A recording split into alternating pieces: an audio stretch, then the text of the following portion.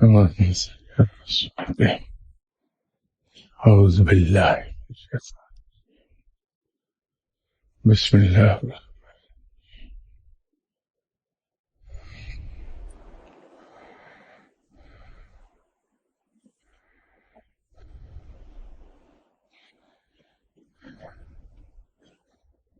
السلام علیکم خواتین حضرات.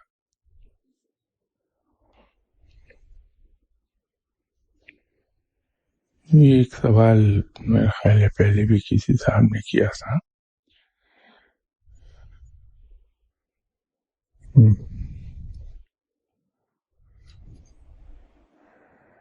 پوری دنیا میں جتنے بھی مسلمان ممالک ہیں ان پر غیر مسلم ممالک ظلم ڈھا رہے ہیں جو لمبے عرصے سے موجودہ وقت تک سلسلہ چلتا ہوا آ رہا.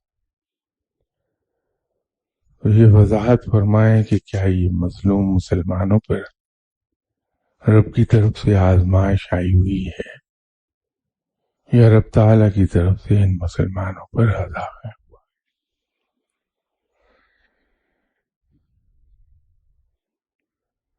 اگر یہ عذاب ہے تو غیر مسلم ممالک میں بھی بے شمار دھوکہ باز، بددیانت اور ہر قسم کا گناہ ہو رہا. ان غیر مسلم ممالک پر رب کی طرف سے ابھی تک کوئی عذاب کیوں نہیں نازل ہو رہا؟ کیا یہ غیر مسلم لوگ رب کی نظر میں مسلمانوں کی نسبت زیادہ اہمیت رکھتے ہیں؟ حالات موجودہ کے لحاظ سے وضاحت کریں. یہ سوال پہلے بھی یہاں آتا رہا اور اس پہ بات ہوتی رہی ہے ہماری.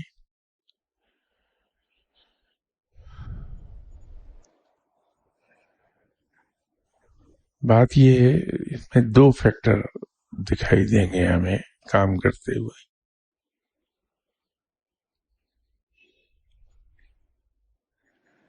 ایک بات تو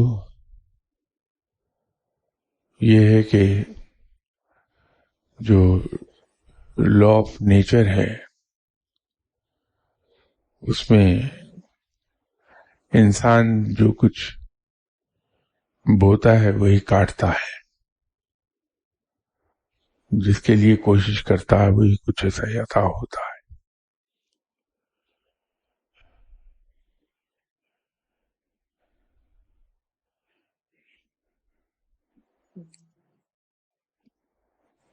ہم جس قسم کے کام کرتے ہیں اس پر اس کا انعام یہی کچھ ہے جو ہو رہا ہے.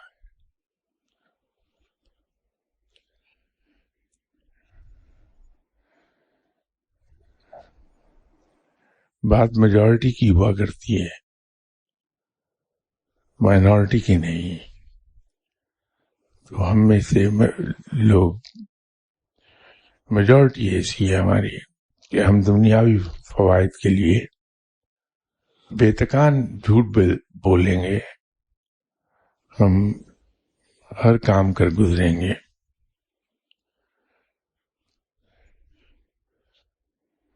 نتیجہ پھر اس کا ویسا ہی آتا ہے.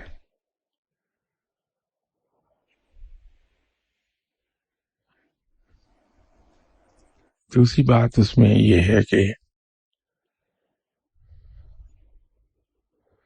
اگر ایک باپ اپنی اولاد کو یہ بتا رہا ہو کہ یہ ایکسرسائز کر لو تم بہت اسٹرانگ ہو جاؤ گے، تو اولاد تو اس کی نہ سنے، لیکن اگر اس کا کوئی مخالف ہے، اس کا بچہ سن رہا ہے، وہ ریئر کر رہا ہے اور وہ اس پر عمل کرنا شروع کر دے تو ایکسرسائز کے فوائد اس مخالف کے بچے کو مل جائیں گے. آپ لوگ مغرب میں ٹریول کرتے ہیں تو یہ صحیح ہے کہ اچھے اور برے لوگ دونوں ہیں وہاں، لیکن جنرلی ماسوائے عقیدے کے اور ان کی کلبس میں جو کچھ ہوتا ہے اس کو اگر دو چیزوں کو ہٹا لیں تو باقی اگر ایگزامن کریں گے تو لگتا یوں ہے کہ اسلامی اصولوں پر وہ لوگ عمل کر رہے ہیں. تو رب تعالیٰ نے جو زندگی کا اسلوب ہمیں بتایا کہ اس طرح سے زندگی گزارو، اس پہ کوئی بھی اگر عمل کر لے گا تو اس کو دنیاوی فوائد حاصل ہو جائیں گے، وہ ان کو فوائد مل جاتے ہیں. مسلمان اگر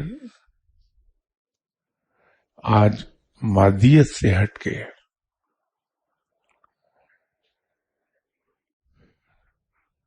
اس توکل اور قناعت جو مومن کا پورا امتیاز ہے، اگر اس پہ عمل کر لیں تو 10 سال کے اندر اندر یہ کیفیت تبدیل ہو جائے گی.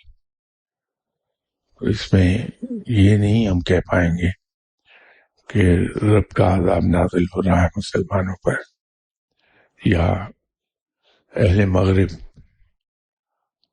کی رب تعالیٰ کی نظر میں زیادہ اہمیت ہے. ایسا نہیں ہے.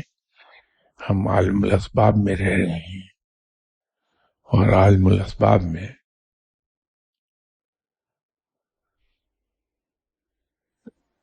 قانون رب کا یہی ہے کہ جو بوئیں گے وہی کاٹیں گے.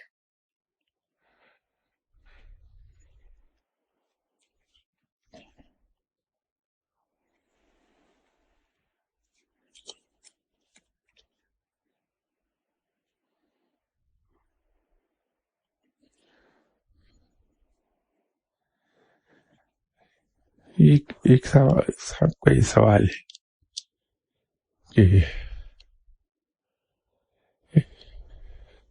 بہت سے لوگ دعا کے دوران تشریف لاتی ہیں اور ان کا کہنا یہ ہوتا ہے کہ میں علم کے لیے آیا ہوں تو مجھے علم چاہیے. میں ان کی خدمت میں عرض کرنے کی کوشش کرتا ہوں جتنا بھی 10-15 سیکنڈ کا ٹائم ہوتا ہے.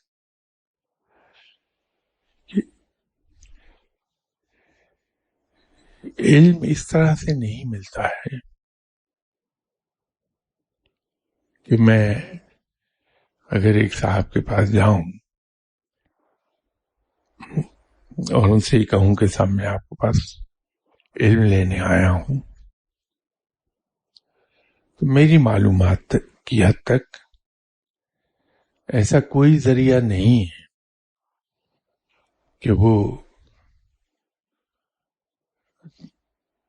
چپکے سے میری مٹھی میں علم تھما دیں کہ یہ میں نے آپ کو علم دے دیا، آ جائیے. ایسا نہیں ہوتا. یہ ایک بڑا لینتھی اور کنٹینیوس پروسیس ہے جس میں سے گزر رہا ہوتا ہے انسان. یہ بالکل ایسا ہے کہ ایک خالی بوتل ہے، آپ اس میں پانی بھرتے ہیں، تو ایسا کبھی نہیں ہوا کہ آپ نے وہ بوتل ایک نل کے سامنے رکھی ہو اور وہ ودن سیکنڈ بھر گئی ہو. نل کا کتنا تیز آ رہا ہے، اس کو وقت لگتا ہے بھرنے میں. ہم تبھی اس بوتل کے بارے میں کہہ پائیں گے کہ یہ پانی کی بوتل ہے. جب تک اس کے اندر کوئی فلوئڈ نہیں بھرا جاتا وہ صرف بوتل ہے. جو فلوئڈ بھر دیں گے اس کی وہ بوتل کہلائے گی. پھر اگر میں کچھ لوگوں سے یہ عرض کر دیتا ہوں کہ صاحب اس طرح سے علم تو نہیں مل پائے گا آپ کو، اتوار کو روز یہاں علم کی باتیں ہوتی ہیں، آپ وہاں تشریف لے آیا کیجیے، تو رفتہ رفتہ چیزیں بالکل ایسا ہے کہ جیسے ہم لوگ کلاس 1 میں داخل ہوتے ہیں، ایسا کبھی بھی نہیں ہوا کہ والدین ہمارے ہمیں کلاس 1 میں اسکول میں چھوڑ کے آئے ہوں اور بائی دا ٹائم اسکول کی چھٹی ہوئی تو ہم گھر آئے تو ہمارے ہاتھ میں ماسٹرز ڈگری تھی، یا ہم اتنی دیر میں شیکسپیئر کی ڈرامے اسبر ہو گئے تھے ہمیں، ایسا کبھی بھی نہیں ہوتا. ہم اسکول جاتے ہیں، ڈیلی جاتے رہتے ہیں. اس میں فرق یہ ہے کہ ہر سال ایگزام ہوتا ہے، اس سے پتہ چل جاتا ہے کہ ہم نے کچھ پڑھا یا نہیں پڑھا. حالانکہ پاکستان میں جو صورتحال اس وقت ہے،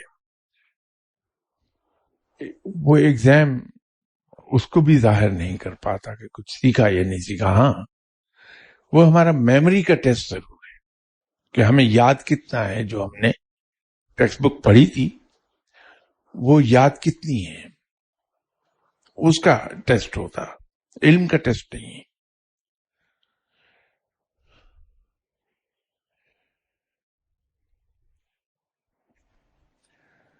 تو ہم کلاس 1 سے شروع ہوتے ہیں اور 17 ایئرس کے بعد ہم ماسٹرز جا کے کرتے ہیں.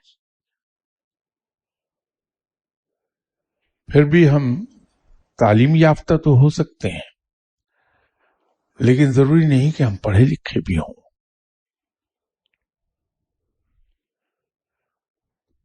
پڑھا لکھا آدمی اس وقت ہوتا ہے جب تعلیم کے ساتھ ساتھ اس کی تربیت بھی ہوئی ہو، پھر وہ پڑھا لکھا ہوتا ہے.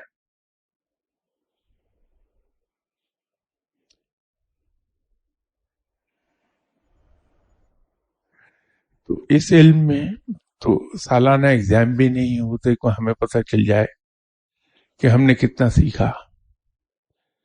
البتہ ایک بات سے ضرور ہمیں اندازہ ہو جاتا ہے کہ ہماری سیکھنے کی رفتار کیا ہے. وہ یہ ہے کہ آپ کے مرشد ہر اس شاگرد پر زیادہ توجہ دیں گے جن کو وہ یہ بھانپ لیں کہ یہ سیکھ رہا ہے.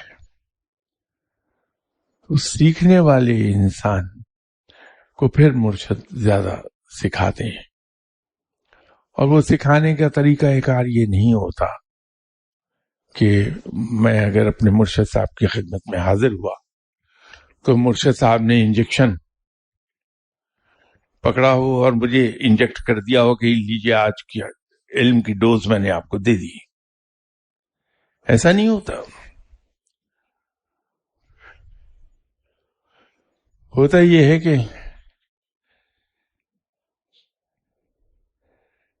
اپنے مرشد صاحب کو انسان کچھ اس طرح سے انسٹیگیٹ کر دیتا ہے کہ وہ بولنے پہ آمادہ ہو جائیں.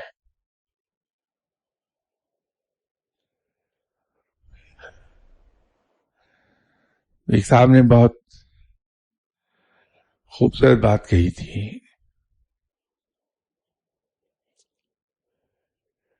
کہ اگر ہم بولتے ہیں تو ہم صرف اسی کو ریپیٹ کر رہے ہوتے ہیں جو ہم پہلے سیکھ چکے ہیں. لیکن اگر ہم سنتے ہیں تو پھر اس پروسیس میں ہم ہر دفعہ ایک نئی بات سیکھتے ہیں. تو مرشد کے پاس جا کے جب ہم بیٹھتے ہیں تو وہاں ہم بولتے نہیں ہیں, وہاں ہم سنتے ہیں. اور درمیان میں کچھ اس انداز میں ایک آدھ کوئی بڑا ریشم میں لپٹا ہوا سوال کر دیتے ہیں کہ مرشد مجبور ہو جائیں فردر بولنے پہ, ایسی بات کر دیں کہ جس کا جواب مرشد صاحب سمجھے کہ مجھے اپنے تجربات کے پر بیسڈ جواب دینا ہے. تو وہ جو جواب دیں گے اس سے ہم سیکھ رہے ہوں گے. اسی لیے اس راہ میں عام طور پر یہ کہا جاتا ہے کہ 35 سال لگ جاتے ہیں مرشد کی خدمت میں بیٹھ کے اس راہ میں کچھ سیکھنے کے.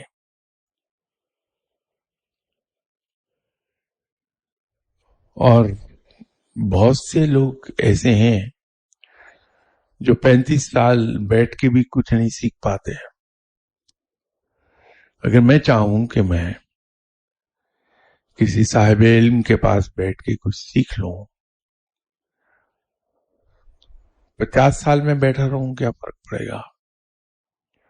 میں نے تو سیکھنا نہیں ہے, کیونکہ مرشد صاحب بول رہے ہوں گے, میرا ذہن یہ چل رہا ہوگا کہ میں نے فلاں ملک کا ویزا کیسے لینا ہے, وہاں جا کے میں نے کیا کیا سیر کرنی ہے. تو مرشد صاحب اپنی گفتگو کر رہے ہیں, میں آرام سے, بظاہر لگ رہا ہے کہ میں ادھر متوجہ ہوں لیکن سوچ میں اپنی باتیں رہا ہوں. تو میرے جیسا انسان تو 50 سال بھی کچھ نہیں سیکھ پائے گا. لیکن عام طور پہ محاورتن کہا جاتا ہے کہ 35 سال لگ جاتے ہیں اس راہ میں. تو بھائی جتنے بھی یہ حضرات تشریف لاتے ہیں ان کی مہربانی کی وہ بڑے پن کا ثبوت دیتے ہیں, اور بجائے اس کے کہ یہ کہہ دیں کہ ہم تمہیں کچھ سکھانے آئے ہیں, وہ اپنے بڑائی کی وجہ سے یہ کہتے ہیں کہ ہم علم سیکھنا چاہتے ہیں. تو ان کی خدمت میں میں یہی گزارش کروں گا کہ یہ ذہن سے نکالیے کہ جس سے بھی آپ علم کے لیے کہیں گے وہ انجیکٹ کر دے گا آپ کو. اگر کوئی پڑھنے کو آپ کو دے بھی دیتا ہے کہ یہ پڑھ لیا کیجئے, جو کچھ تجربات نے مجھے سکھایا تو میں تو ایک ہی نتیجے پہ پہنچا کہ یہ مرشد چکی پیسنے پہ لگا دیتا ہے کہ لو مصروف رہو, میری جان چھوڑ دو, چکی پیستے رہو. آپ چکی پیستے رہیں گے, درمیان میں کسی موڈ میں آ گئے تو مرشد صاحب کوئی ایک لفظ تھما دیں گے کہ یہ لو جاؤ. لیکن وہ آپ کے کام صرف اس وقت آئے گا جب آپ کی تربیت ہو گئی ہو. تربیت کا ہونا بڑا لازم ہے.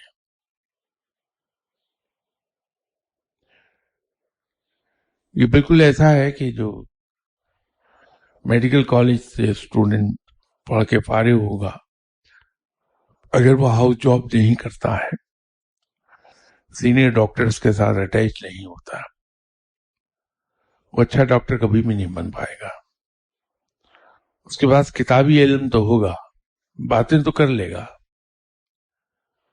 لیکن علاج نہیں کر پائے گا کسی شخص کا.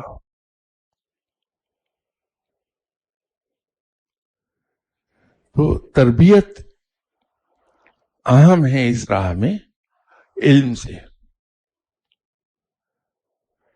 اہمیت اصل تربیت کی ہے, کیونکہ جب تربیت ہماری ہو جاتی ہے, مرشد صاحب تربیت کر دیتے ہیں, تو انسان اتنا باادب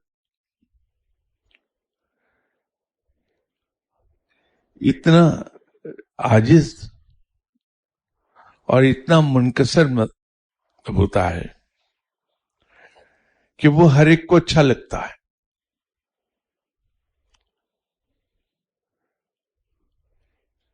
تو جب ہر ایک کو اچھا لگنے لگتا ہے تو رب راضی ہوتا ہے اس سے. یہ میں اپنے پاس سے نہیں کہہ رہا. جب میں کہیں کلاس 6-7 میں تھا تو میں نے ایک حدیث پڑھی تھی کہ اگر یہ دیکھنا ہو کہ رب کوئی یہ جاننا چاہے کہ اس سے رب راضی ہے تو یہ دیکھ لے کہ مخلوق اس سے راضی ہے. الفاظ مفہوم یہ ہے, الفاظ مختلف ہو سکتے ہیں, اور یہ میں نے پڑھی بھی تھی کہیں کلاس 6-7 میں. تو جب بندہ اس طرح کی عادات کا حامل ہو جاتا ہے کہ لوگ اس سے پیار کرنے لگیں, لوگ اسے عزیز رکھیں, تو سمجھ لیجئے کہ اب رب کے قریب جاؤں گا میں, اب دوستی ملے گی مجھے. اور وہ بغیر تربیت کے ہو نہیں سکتی. بغیر تربیت کا تو یہ ہے کہ آپ نے ذرا سی کوئی مجھے بات کہہ دی تو میں نے الفاظ کی اینٹیں بھی آپ پہ چلا دینی ہیں اور فزیکل اینٹ پہ چلا دینی. برداشت ہی نہیں ہے میرے اندر. تو میں کیسے کسی کے قریب جا پاؤں گا؟ لوگ بھاگیں گے مجھ سے. ذرا سا میرے مفاد کی بات آ جائے گی تو بجائے اس کے کہ میں اپنے رب پہ توکل کروں کہ میرا رب میرا پالنے والا ہے, وہ مجھے پالے گا, تو میں جھوٹ بول کے رزق حاصل کر لوں. ذرا میں یہ دیکھوں کہ میں پھنسنے لگا ہوں تو اپنا الزام کسی دوسرے کے سر دھر دوں, تو میں کیسے علم حاصل کروں گا؟ تو یہ تربیت ہے جو ہمیں وہاں سے ہٹا کے, اس لیے میں نے 2 لفظوں میں یہ کہا تھا کہ توکل اور قناعت.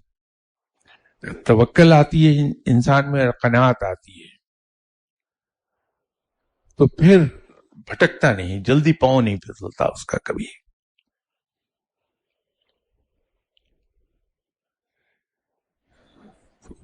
حضور بات یہ ہے کہ پہلی بات تو میں ہر ایک سے ہی کہا کرتا ہوں کہ آپ بجائے میرے پاس آنے کے اور مجھ سے یہ فرمانے کے کہ میں بیعت کر لوں, کسی اچھے اور شریف انسان کے پاس جائیے, ان کے ہاتھ پہ بیعت کریں, جو کچھ جانتے ہوں, کچھ خود بھی اچھے ہوں. تو اگر ان کے ہاتھ پہ آپ بیعت کریں گے تو وہ آپ کے اندر اپنی خوبیاں ٹرانسفر کرنا شروع کر دیں گے. مجھ جیسے انسان کے پاس آ کے بیٹھ کے کیا ملے گا سوائے گناہوں کے, اور کچھ بھی نہیں ہے. دوسری بات یہ ہے کہ بیعت ایسی انسان کے ہاتھ پہ کیجئے, اسے ناپ تول کے, جان پھٹک کر کے, جو صاحب علم ہو, تاکہ وہ آپ کو کچھ سکھا سکے. مجھ جیسا انسان آپ کو کیا سکھا لے گا؟ میں تو خود آپ سے سیکھنے کے چکر میں پڑ جاؤں گا کہ آپ پڑھے لکھے آدمی ہیں, بھلے آدمی ہیں, اچھے آدمی ہیں, تو میں آپ سے سیکھ لوں. اور جب کسی کے ہاتھ پہ آپ بیعت کر لیں اچھے انسان کے, تو اپنے آپ کو یہ یقین دلا دیں کہ وہ آپ کو اس طرح سے علم نہیں دے سکتا جیسے کوئی دکاندار کوئی چیز اٹھا کے آپ کو دے دیتا ہے. ایک کنٹینیوس پروسیس سے آپ کو گزرنا ہے, بہت لمبا عرصہ. اور جب آپ سیکھ جائیں گے پھر آپ کے مرشد خود آپ کو کہہ دیں گے کہ اب آپ جائیے اور جا کے لوگوں کی تربیت کیجیے. لیکن بہت لمبا عرصہ ہوتا ہے.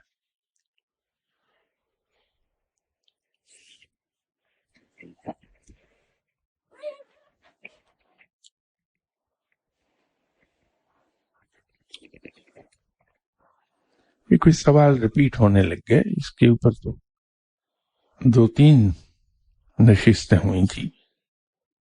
تو آپ پلیز ٹیپو صاحب سے یا صابر صاحب سے کہہ کے وہ گفتگو کے وہ ٹیپ لے لیجئے, سن لیجئے.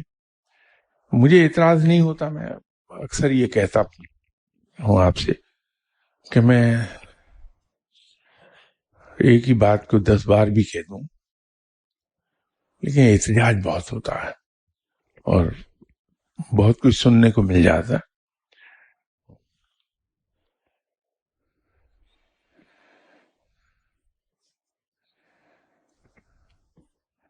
ایک صاحب نے یہ سوال کیا ہے کہ اگر آپ مکمل اسماء حسنہ کے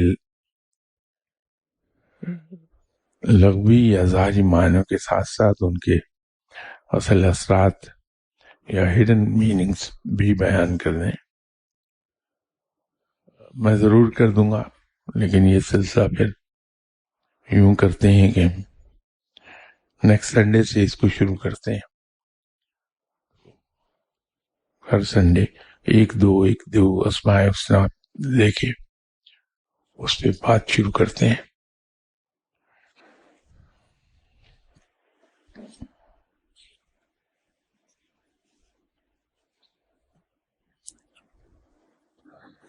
یہ تو ابھی آپ سے میں نے بات کی کہ اس کو نیکسٹ سنڈے سے شروع کرتے ہیں. وہ ایک صاحب نے اسماء حسنہ میں سے ہی پوچھا ہوا ہے, یہ بظاہر آپ کو لکھا ہوا اسماء حسنہ کی لسٹ میں یوں نہیں ملے گا 99 میں, لیکن اصل میں رب تعالیٰ کے اسماء حسنہ جو ہیں وہ ایک تو وہ ہیں جو 99 ہم سب کو معلوم ہے. اس کے علاوہ اللہ تعالیٰ کے ایسے نام ہیں جو اس لسٹ میں نہیں ہیں. کوئی ٹوٹل انکلوڈنگ 99 یہ بن جائیں گے کوئی 350 کے قریب. کچھ لوگ اس کو 250 مانتے ہیں, کچھ 350 مانتے ہیں. تو وہ 250 یا 350 جو بھی آپ یقین کرنا چاہیں, تو یہ نام انہی ناموں میں سے ایک ہے. تو میں انشاءاللہ تعالی نیکسٹ سنڈے سے اس کا ہم سلسلہ شروع کر دیں گے, اور اسی ضمن میں پھر بہت سے ایسے اسماء حسنہ آئیں گے جو ان 99 ناموں اسماء حسنہ میں نہیں ہیں, لیکن ہیں وہ اللہ تعالیٰ کی.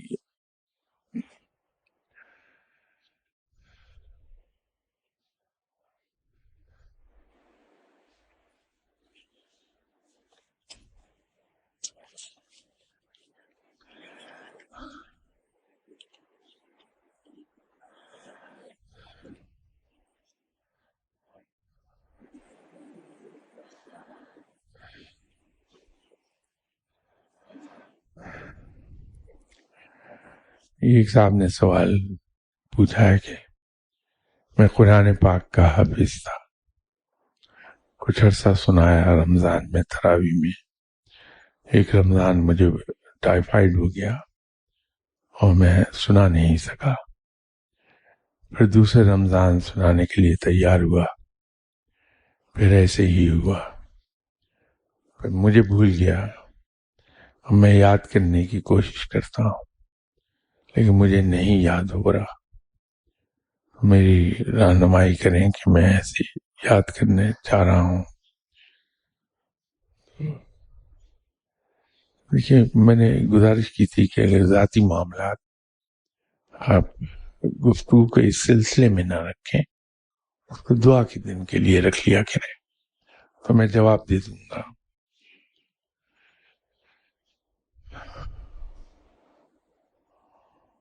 میں اس میں جنرل پرنسپل عرض کر دیتا ہوں کہ جو لوگ قرآن پاک کو حفظ کرنا چاہتے ہیں اور یہ چاہتے ہیں کہ جلدی حفظ ہو جائے, تو اس کا ایک بہت آسان طریقہ جناب حضرت بابا فرید گنج شکر رحمۃ اللہ علیہ صاحب نے فرمایا تھا کہ سورہ جمعہ پہلے حفظ کر لی جائے. تو جب ہم سورہ جمعہ پہلے حفظ کرتے ہیں تو قرآن پاک کا حفظ کرنا ہمارے لیے بہت آسان ہو جاتا ہے. تو آپ یوں کر لیجیے کہ پہلے سورہ جمعہ کو حفظ کر لیں نئے سرے سے اور اس کو سنائیے لوگوں کو. باقی قرآن پاک از خود انشاءاللہ آپ کو یاد آ جائے گا یا دوبارہ سے بڑی جلدی یاد ہو جائے گا.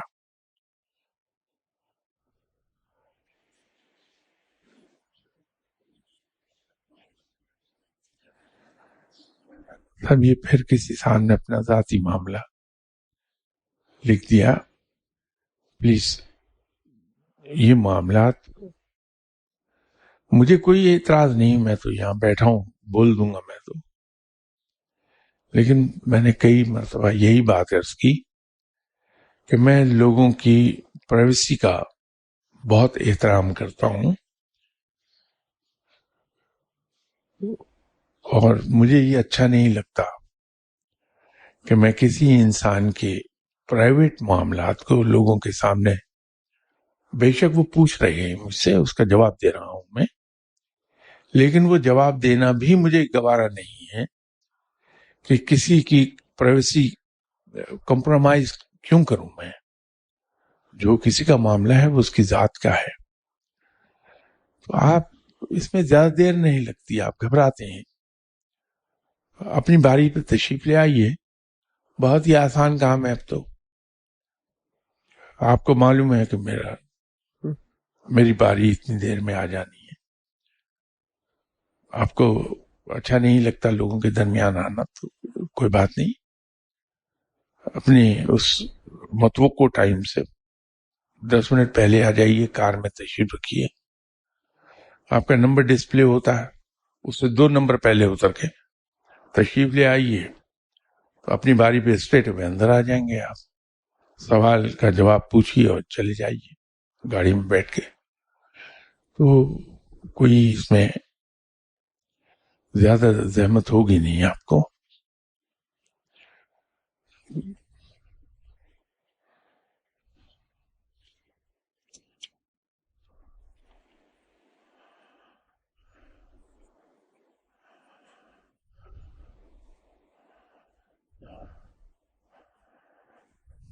نہیں، کسی صاحب نے میرا خیال ہے غیر ملک سے ای میل بھیجی ہوئی ہے، ان کا فرمانا یہ ہے کہ I have few more questions.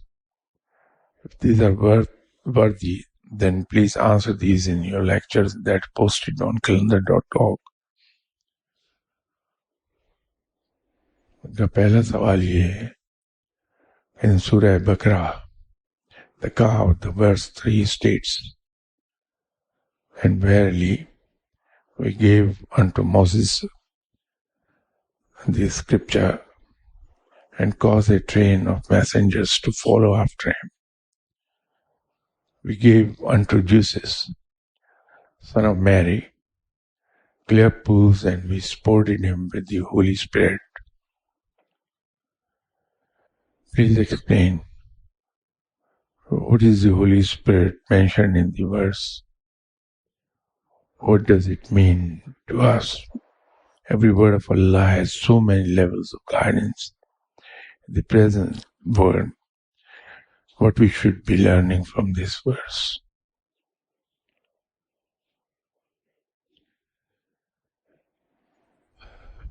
روایت یہی ہے کہ 1,24,000 پیغمبر بھیجے گئے.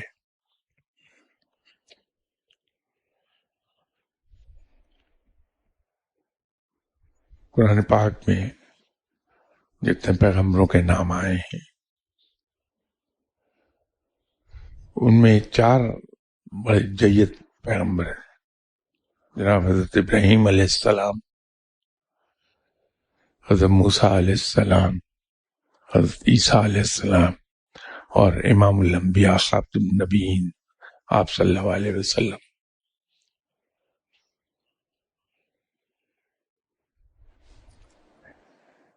جناب حضرت عیسیٰ علیہ السلام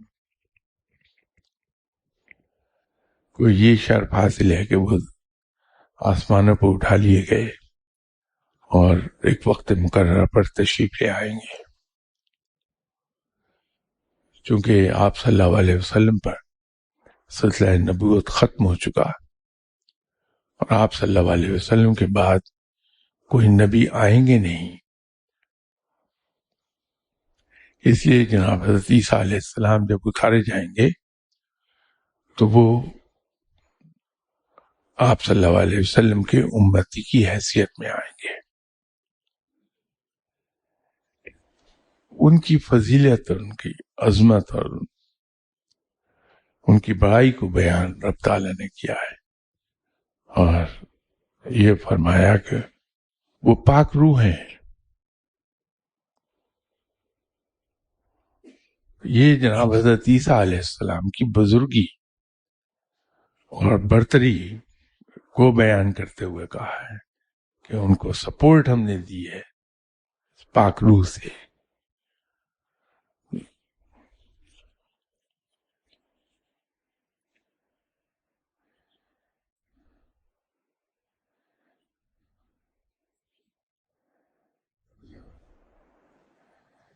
یہ دوسرا ان کا سوال ہے ان سورہ بقرہ کہاں the verse 62 states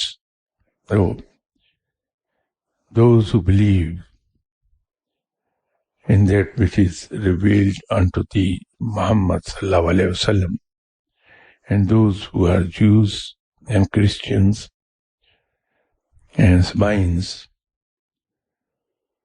whoever believed in Allah and the last day and not right, surely their reward is with their Lord, and there shall be no fear come upon them,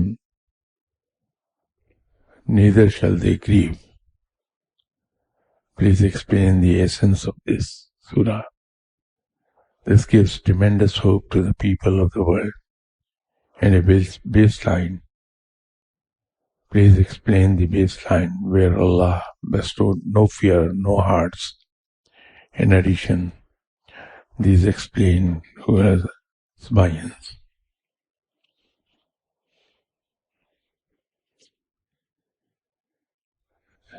اس میں ذرا سی ایک چیز یاد رکھیے کہ دین اسلام کوئی نیا دین نہیں. یہ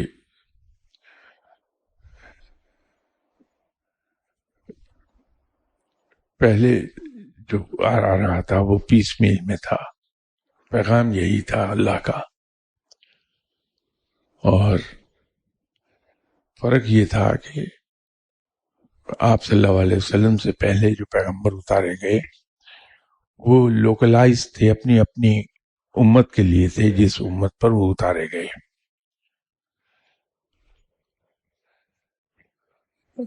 آپ صلی اللہ علیہ وسلم وہ تمام کائنات کے لیے. لیکن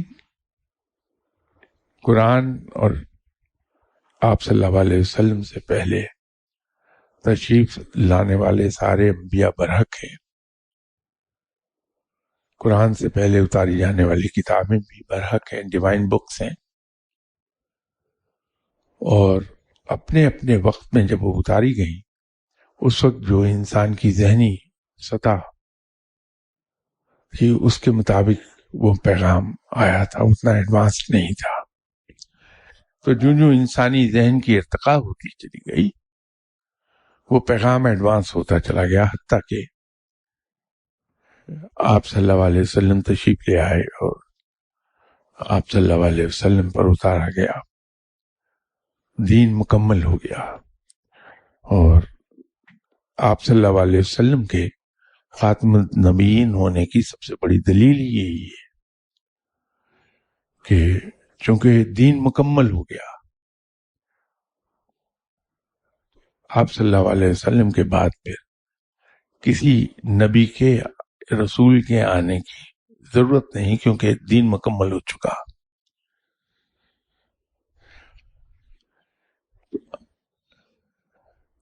ہمارا ایمان بھی مکمل نہیں ہوتا جب تک کہ ہم آپ صلی اللہ علیہ وسلم سے پہلے تشریف لانے والے انبیاء کرام پر ایمان نہ لے آئیں اور قرآن پاک سے پہلے اتاری جانے والی کتابوں پر ایمان نہ لے آئیں کہ وہ ڈیوائن بکس ہیں. تو رب تعالیٰ نے انہی امتوں کا ذکر کیا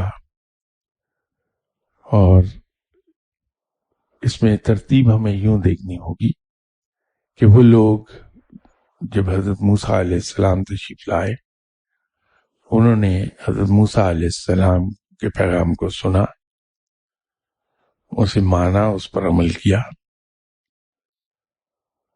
اسی طرح جو کتاب لائے تھے جناب حضرت موسیٰ علیہ السلام اس پہ ایمان لے آئے اور اس کی پیروی کی. وہ جناب حضرت عیسیٰ علیہ السلام کے آنے تک حق پر تھے.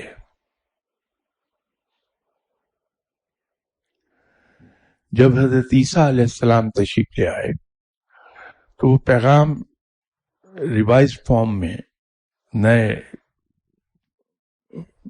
فارم میں وہ آ گیا. تو وہ لوگ جنہوں نے اس نئے میسج کو تسلیم کیا، جناب حضرت عیسیٰ علیہ السلام کو تسلیم کیا، ان پہ ایمان لے آئے، تو وہ سب لوگ حق پر تھے آپ صلی اللہ علیہ وسلم کے تشریف لانے تک اور آپ صلی اللہ علیہ وسلم کے نبوت کا اعلان ہونے تک وہ سب حق پر تھے. البتہ آپ صلی اللہ علیہ وسلم نے جب نبوت کا اعلان فرما دیا، قرآن نازل ہوا، تو اس پر ایمان لانا ان سب لوگوں پر فرض تھا جو انہوں نے نہیں مانا، سرکشی کی ہے. تو جب تک وہ حق پر تھے ان کے لیے انعامات بالکل اسی طرح اللہ کے پاس ہیں. البتہ سرکشی کرنے کے نتیجے میں یہ ہوا کہ اب بھی وہ جو نیک کام کرتے ہیں، جو بھلائی کے کام وہ کرتے ہیں، نیکیاں ہیں ان کی، اس کا اجر ان کو اسی دنیا میں دے دیا جائے گا. یہ رب کا فرمان اپنا ہے، ان کی نیکیاں ضائع نہیں جاتی ہیں، وہ انعام ان کو یہیں ادا ہو جائے گا. تو سورہ بقرہ کا یہ آیت نمبر 62 یہ اس کی تشریح ہے. یہ اگرچہ وہ ان لفظوں میں وہ نہیں بتاتی، لیکن تشریح میں جب کریں گے ہم تو اس سے مطلب یہ ہے نکل آئے گا اس کا. باقی ان کا تیسرا اور چوتھا سوال دو باقی رہ گئے، وہ انشاءاللہ تعالی نیکسٹ ٹائم. اس وقت تک کے لیے اجازت دیجیے. السلام علیکم.